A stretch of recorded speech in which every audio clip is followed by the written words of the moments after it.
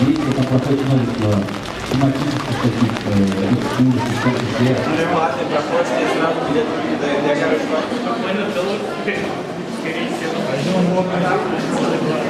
А здесь что? Халыкара музейлар акциясы. Бул биздин музейларыбыздын бирдемлигин күрсәтә. Инде төп максаты Казанда үткәрү. Аны менә ничә кеше килде монда. Алар беренче мәртәбә музейда. Алар карыйлар, шаккаталар, ничек бу әйберләрне саклаганнар, ничек бу әйберләрне матур итеп күрсәтәләр, сокланып китәләр, рәхмәт итеп әйтеп китәләр. Әлбәттә, төп максат ул кешене өйрәтү, туган ягның тарихын өйрәтү. Җәлеп итү инде, шулай бит? Җәлеп итү ул бер максат.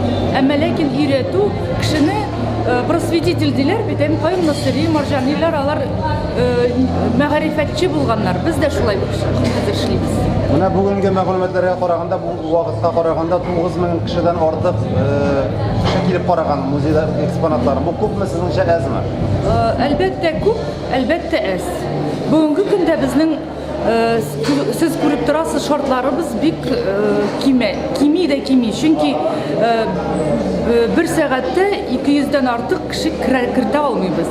Бүгенге көндә 10 меңнән артык кеше килде музейның бинасына. Әле майданда булды 20 меңнән артык кеше. Гадәттә менә бер көнгә ничә кеше килеп карый музей? Гадәттә 300дән артык средний.